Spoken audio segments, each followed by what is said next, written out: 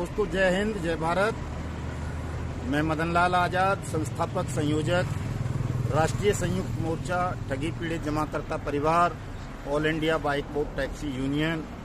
आज दिनांक 4 जनवरी 2022 को लाइव हूँ राष्ट्रपति भवन नई दिल्ली से आप सबको संसद सत्याग्रह के विषय में आपके भुगतान के संदर्भ में एक विशेष सूचना देने के लिए। दोस्तों, चूंकि महामहिम राष्ट्रपति को मृत्युदंड के अपराधी को भी क्षमा करने का अधिकार होता है। महामहिम राष्ट्रपति हमारे देश की तीनों सेनाओं के सर्वोच्च कमांडर होते हैं, सुप्रीम कमांडर होते हैं, राष्ट्र के अध्यक्ष होते हैं, सबसे बड़े न्यायाधीश होते हैं और बहुत सारी इनहांस पावर राष्ट्रपति के पास होती हैं। लेकिन राष्ट्रपति को हमारे देश के आमजन की उसमें रबर का गुड्डा भी कहा जाता है कि वो केवल कैबिनेट के प्रस्तावों पर मुहर लगाता है, लेकिन ऐसा नहीं है। राष्ट्रपति रबर का गुड्डा नहीं होता। राष्ट्रपति यदि अपने विवेक का, अपनी नैतिकता का, अपने कर्तव्यों का, अपने अधिकारों का जनहित में, राष्ट्रहित में ठीक से प्रयोग करे तो वो देश के सर्वोच्च न्यायालय को, देश के प्रधानमंत्री को, देश की तीनों सेनाओं को, सबको आदेशित कर सकता है, निर्देशित कर सकता है। जो आदमी सुप्रीम कोर्ट से मृत्युदंड का भागी बन जाता है, अपराधी घोषित कर दिया जाता है, जिसका मृत्युदंड निश्चित हो जाता है, उसे भी राष्ट्रपति क्षमादान दे देते हैं। इसलिए दोस्तों, चूंकि महामहिम राष्ट्रपति ने ही 21 फरवरी 2019 को अर्जेंट ऑर्डिनेंस के मार्फत विशेष अध्यादेश के द्वारा अनियमित जमा योजनाएं पाबंदी कानून 2019 को भारतवर्ष में लागू किया था और उस अध्यादेश में ये प्रावधान किया था कि तमाम ठगी पीड़ितों का, जमाकर्ताओं का पैसा केंद्र और राज्य सरकारें 180 कार्य दिवस के अंदर वापस करेंगी। वो ठगी पीड़ित जमाकर्ता फिर चाहे बाइक बोट के हों, हेलो टैक्सी के हों, टॉप राइड के हों, सहारा इंडिया के हों, PACL के हों, राधा माधव कॉरपोरेशन लिमिटेड के हों, या किसी और पार्टी के ठग कंपनी या ठग सोसाइटीज़ के हों, उन सब का पैसा राज्य और केंद्र सरकार वापस करेंगी। ऐसा उसमें प्रोविजन था। देश में मोदी सरकार दावा करती है कि उसने 2 लाख से ज़्यादा कोऑपरेटिव सोसाइटीज़ और कंपनीज को जो ठगी का धंधा कर रही थी उनको बैन किया है, बंद किया है। ये सत्य भी है, लेकिन सबसे बड़ा सवाल है कि क्या मोदी सरकार ने जिन कंपनीज को, जिन सोसाइटीज़ को बैन किया है, निषिद्ध किया है, ठग घोषित किया है, उनमें जो कार्यरत लोग थे, लगभग 3-4 करोड़ लोग जो उसमें एजेंट्स थे, एडवाइजर थे, उनके रोजगार का क्या कोई विकल्प मोदी सरकार ने उपलब्ध कराया? जिन 20 करोड़ लोगों की मेहनत की जमा पूंजी इन ठग कंपनीज और ठग कोऑपरेटिव सोसाइटीज में डूबी, बचत योजनाओं के माध्यम से या स्वरोजगार योजनाओं के माध्यम से या हाउसिंग प्रोजेक्ट के माध्यम से या प्रधानमंत्री के green India, clean India mission और अन्य स्टार्टअप्स वगैरह के नाम पर उन 20 करोड़ ठगी पीड़ित जमाकर्ता परिवारों की उस मेहनत की पूंजी का क्या हुआ? वो उन्हें वापस क्यों नहीं दी जा रही? जबकि पार्लियामेंट्री एक्ट भी है, अनियमित जमा योजनाएं पाबंदी कानून, कोऑपरेटिव सोसाइटी एक्ट 2002 है, कंपनी एक्ट है 2013 का, और बहुत सारे इस तरह के कानून हैं हमारे देश में जिनमें ये लिखा हुआ है कि कोई भी सोसाइटी या कंपनी अगर किसी व्यक्ति का पैसा लेकर भागती है या डूब जाती है अपने निवेशकर्ता का, तो अपना कारोबार समेटने से पहले या सरकार उस कंपनी या सोसाइटी को बंद करने से पहले, उसका परिसमापन करने से पहले उन लोगों का पैसा वापस करेगी, मैं ब्याज के, मैं जुर्माने के, जिन लोगों की भी मेहनत की रकम इन कंपनीज या कोऑपरेटिव सोसाइटीज में लगी थी या निवेश हुई थी या जमा थी या अन्य किसी फ्रॉड स्कीम के माध्यम से उन्होंने किसी से ठगी थी। तो ये बड़े महत्वपूर्ण सवाल हैं दोस्तों, बहुत सारे, जिनका जवाब सरकार को देना पड़ेगा, आज नहीं तो कल। हम 1 जनवरी 2022 से लगातार राष्ट्रीय संयुक्त मोर्चा ठगी पीड़ित जमाकर्ता परिवार के बैनर तले जंतर मंतर पर, नई दिल्ली पर संसद सत्याग्रह कर रहे हैं। और वो केवल और केवल इसलिए है कि हमारे देश के जो ठगी पीड़ित जमाकर्ता परिवार हैं उन सब का भुगतान सुनिश्चित हो, उनकी मेहनत की डूबी हुई रकम उन्हें तय समय सीमा के अंदर वापस मिले। यदि सरकार ऐसा करने में विफल रहती है तो चाहे वो केंद्र की मोदी सरकार हो या राज्यों की कांग्रेस की या यहाँ दिल्ली की आम आदमी पार्टी की सरकार हो या ममता बनर्जी की वेस्ट बंगाल की सरकार हो, टीएमसी की, या उद्धव ठाकरे की सरकार हो, या जनता दल यू की बिहार की सरकार हो, या जेएमएम की झारखंड की सरकार हो, या अन्य राज्यों में जहां भी जिसकी भी सरकारें हैं, हम उन तमाम सरकारों का विरोध करेंगे। आने वाले किसी भी चुनाव में हमारा कोई भी ठगी पीड़ित जमाकर्ता साथी मतदान में भाग नहीं लेगा, मतदान का बहिष्कार करेगा।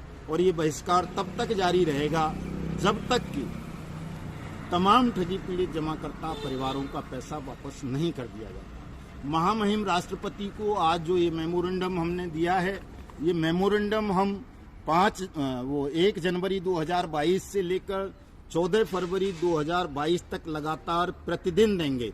जिस दिन छुट्टी हुआ करेगी उस दिन बाई मेल भेज देंगे, बाई डाक भेज देंगे। जिस दिन चलेगा उनका ऑफिस खुलेगा महामहिम राष्ट्रपति का, उस दिन हम बाई हैंड आकर के यहाँ देंगे। और इसकी दोस्तों 3 ही मांग हैं हमारी इस मेमोरेंडम के अंदर।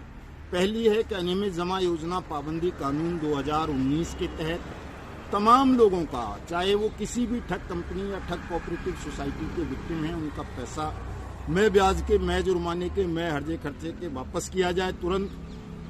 दूसरी मांग है, चूंकि हमारे लाखों लोगों ने, लाखों साथियों ने सुसाइड कर लिया है, आत्महत्या कर लिया है, और उन आत्महत्याओं का जिम्मेदार केवल ठग कंपनी या ठग कोऑपरेटिव सोसाइटी नहीं है, ये सरकारें भी हैं, चाहे वो केंद्र की सरकार हो या राज्यों की, जिन्होंने कानून का ठीक ढंग से अनुपालन नहीं किया और लोगों का पैसा वापस नहीं किया। जिस भय की वजह से, जिस खौफ की वजह से, जिस सदमे की वजह से हमारे लाखों लोगों ने आत्महत्या कर ली। आज भी एक साथी ने, कोई इकबाल खान है, सहारा इंडिया का एजेंट, उसने सुसाइड किया है। कल हरिओम ने किया था राजस्थान में, जो आदर्श का एडवाइजर था। इस तरह से रोजाना कोई न कोई आत्महत्या कर लेता है। 1200 तो हमारे फौजी भाइयों ने bike boat hello taxi top ride scam में फंसकर आत्महत्या कर ली। कितने ही पुलिसकर्मियों ने कर ली, कितने ही एडवोकेट्स ने आत्महत्या कर ली, कितने ही जर्नलिस्ट ने आत्महत्या कर ली, और बहुत सारे तो इसमें जुडिशरी के लोग भी इन स्कैम्स में फंस चुके हैं। तो इन हत्याओं का जो जिम्मेदार है वो केवल सुब्रत राय सहारा या निर्मल सिंह भग्गू, संजय सिंह भाटी या नितेश अग्रवाल या मनु बेग या राशिद नसीम नहीं है।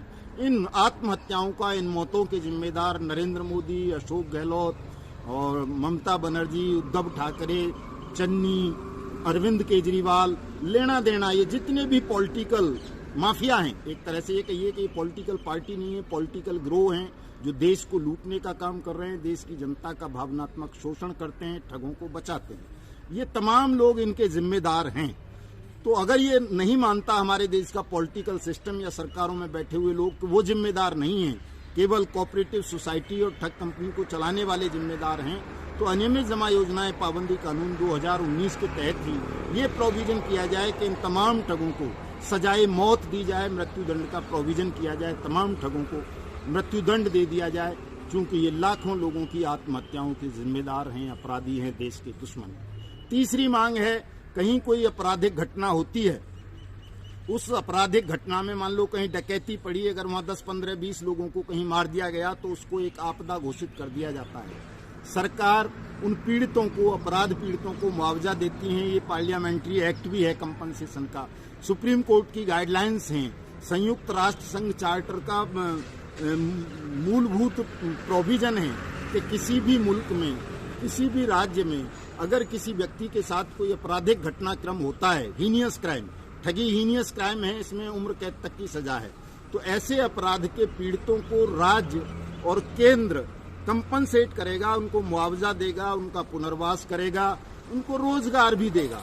लेकिन 20 करोड़ लोगों के ठगे जाने के बावजूद भी हमारी ना केंद्र की सरकार ना राज्यों की सरकार किसी भी व्यक्ति को कोई कंपनसेशन नहीं दे रही हैं, बल्कि उनका उल्टा उत्पीड़न किया जा रहा है और ये उत्पीड़न लगातार बढ़ रहा है।